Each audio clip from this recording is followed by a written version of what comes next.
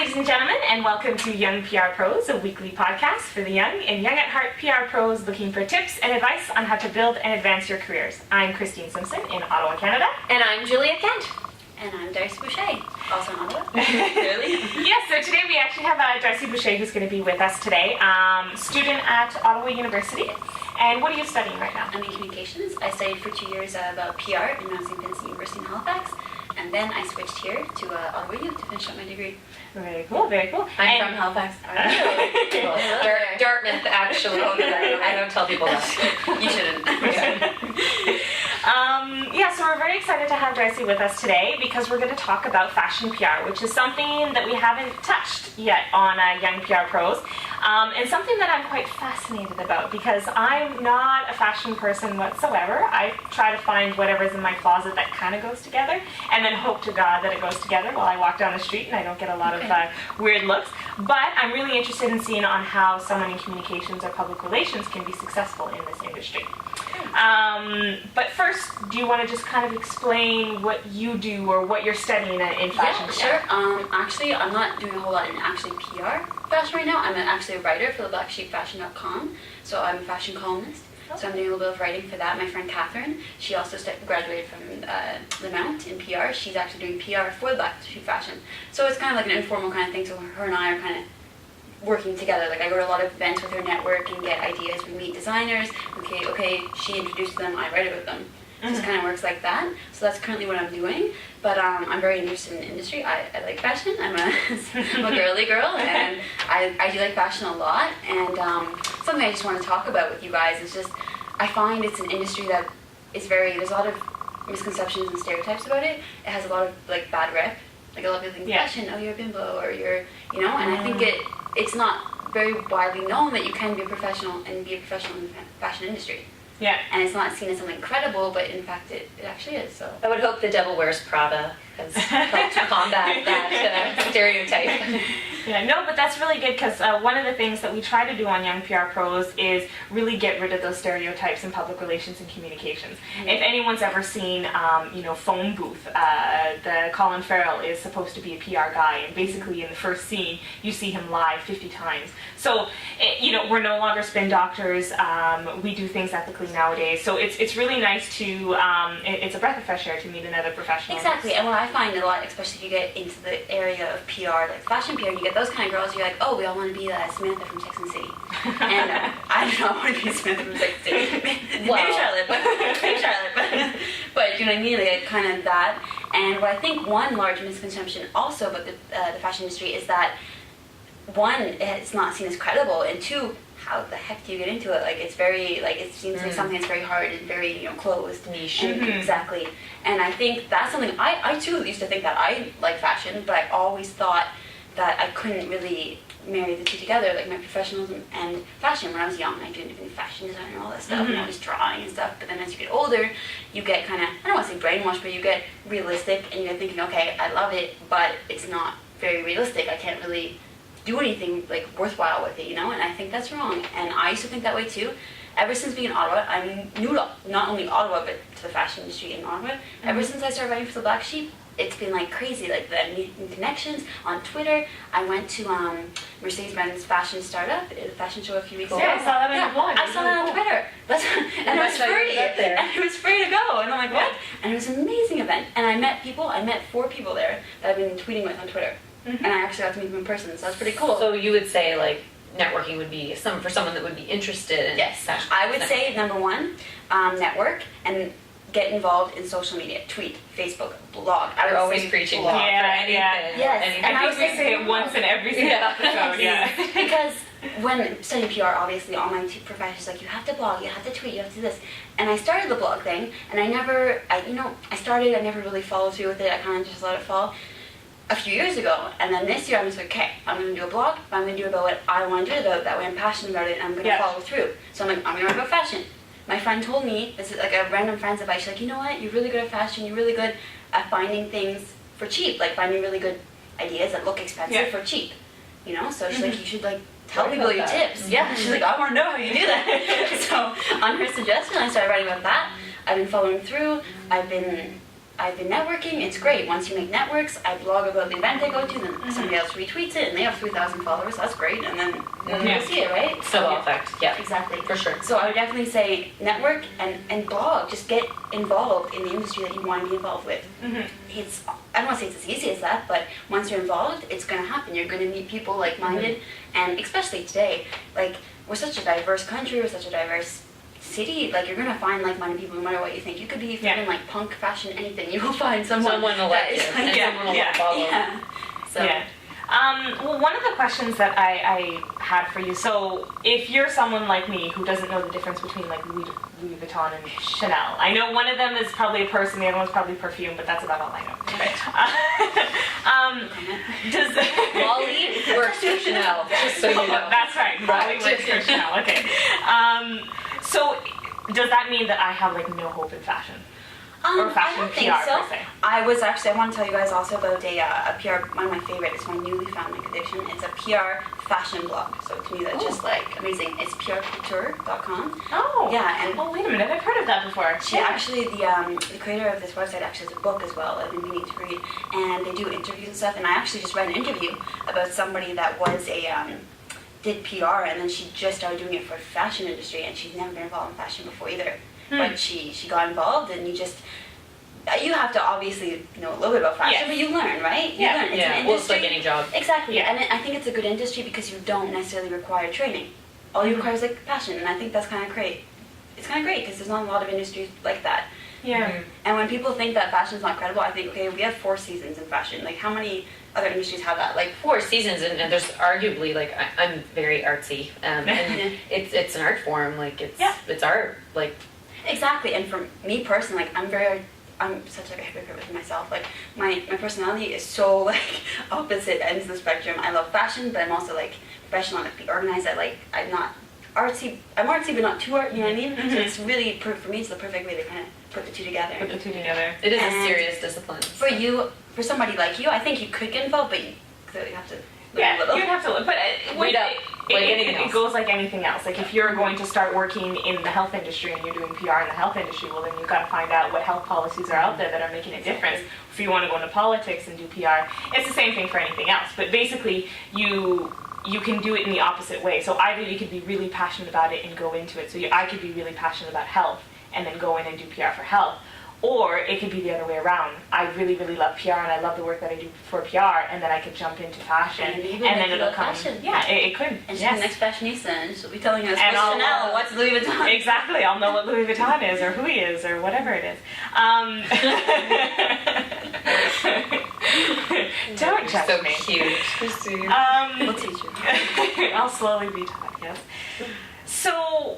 Of course, our listeners are young PR professionals who are always trying to look for tips and advice to advance their career. So what's the number one, we did talk about getting online and tweeting and blogging, but what are some other really core skills that you need if you're going to be successful in I would fashion say definitely, PR? like I said, if you don't have the knowledge of fashion, I'd say the passion about it, the willingness to learn.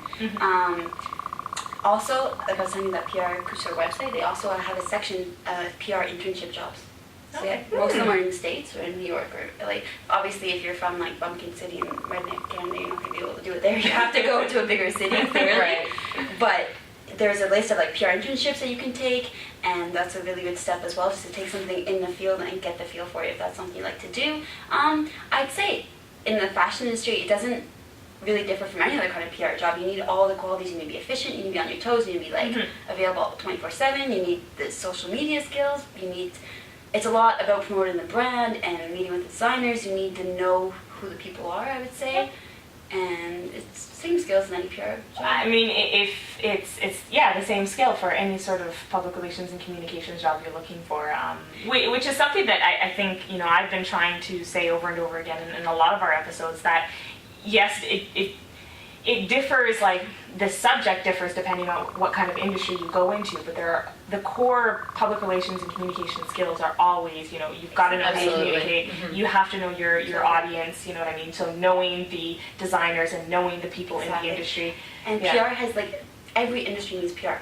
You know what I mean? Like every industry does. Yeah. So you Every industry, yeah, every convince some, but every organization, everyone needs PR. yeah. Even individuals need PR. So I agree. Yeah. I agree. Personal PR. Can you just tell me a little bit more about, fashion PR? Like, what does that entail? So what sort of things would you write about on your blog? What sort of things would you be talking about on Okay, Twitter? for example, on my blog, like I said, everyone has their own kind of idea. There's other bloggers in Ottawa, like fashion bloggers that are pretty well known, and they just mostly cover events, cover the latest trends. I'm kind of have my personal feel is kind of like, not the girl next door, but the things you want to know. For example, I don't know if you've heard of the sock bun.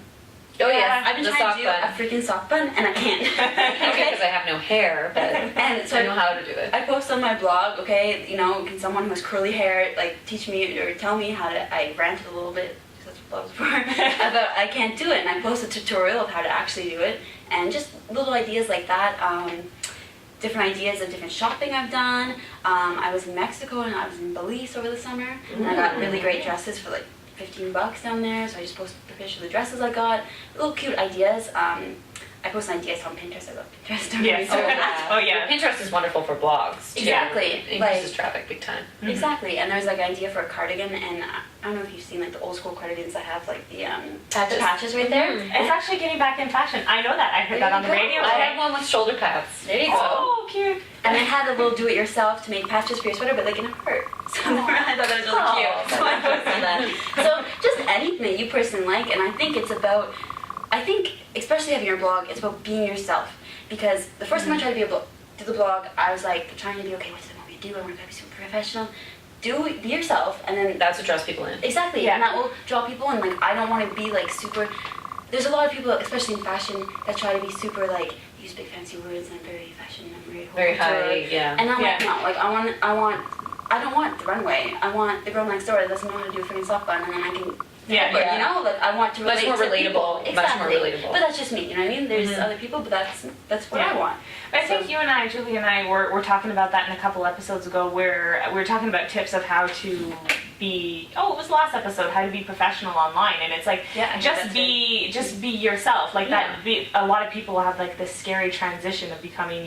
Now that I'm no longer a student and I want to be a professional in the career, that means that I've got to be using big words and stuff like that. But you just be yourself. The transition will come, and you had said in a couple episodes ago, Julia, that that personality actually draws people in and makes people interested, and you're not just a tweeting robot. Because if you're just going to retweet Mashable articles and tweet links to random articles with no opinion, no feeling. I have a perfect example of that. My boyfriend, okay? I just introduced him to Twitter.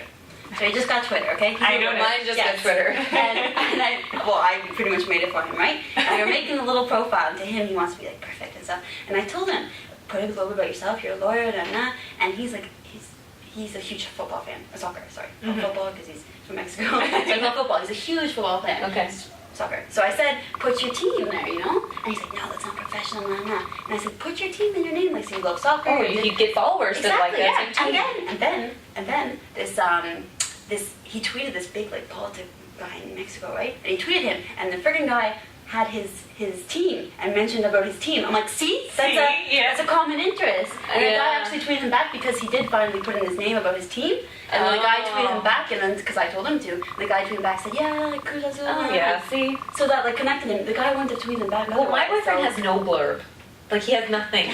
So I'm like, get a blurb. He's like, I don't need that. He just uses it to creep. He just uses it to look at other things and like look up hashtags and stuff. He doesn't actually put any information out there, so he's not going to get any followers. And he's using it in a different way, right? Exactly. Everyone has their own, what they want to use it for. But I think those little things are what makes the connections, Yeah. And especially when you're, I don't want to say like the big political guy. He wants people to just talk about football, or they want to just that little connection, a little bond. Mm-hmm. Yeah. And that's how you make connections in real life, right? And Twitter is not different from real life, which is something that I find that people have they try to distinguish the fact that you make a connection on Twitter is different than making a connection in real life, and no, it's not. It's just, it's as if you're meeting, it's just a different It's medium. amazing, it makes it so much easier. I tried Twitter like 2008, and I couldn't get into it either. I couldn't get into it No, until like this year, and now I like it more than Facebook. Now it's like amazing, and I find it great because I'm meeting all these people that like for other social media platforms like Facebook or real life, you don't really get the chance to meet. And Twitter creates that easy connection, and then you can meet in person, and then it just creates that initial contact, which is amazing. I think that no other site really offers. No. And that's how we connected, right? So exactly. There you go. Case in point. Case in point. Done. That's how it is. So one last thing that I want to touch on about in the fashion industry. So we talk about, like, on an average day, what would you do? You know, for example, I'm working in an agency, so some of the technical stuff I do is I write press releases, or I do newsletters, or I do social media audits. What are the kind of things that you would do, like, technically in public relations? I think in fashion? It depends a lot with what brand you're working for, what exactly you're doing. For example, us at the Black Sheep Fashion, we're just pretty much a Canadian publication, just a place for people to collaborate. It's about Canadian fashion, Canadian stores, that kind of stuff. We have the free reign to write about almost anything we want, as long as it's fashion related. And so for that, I think it'd be a lot different than if you're working, like, for a designer, right? Yeah. So I'm sure there'd be press releases involved for if you're working for a designer, like a big like Yeah, Chanel it would talk what you or were something working like that. for. It depends exactly what you're working for. If you're working for a designer, it would involve a lot of that, a lot of meeting, branding, because you gotta protect the brand. Always putting out flyers and PR. That's no matter who you're with, that's what it is. With the Black Sheep, what Catherine seems to do a lot, she does the initial networking, the initial connection with the designers, with stores, with anybody for Black Sheep. She's really great at it. Everywhere we go, we bring kind of business cards, and we meet a lot of great people, and then that brings us to us, and we write about it. So.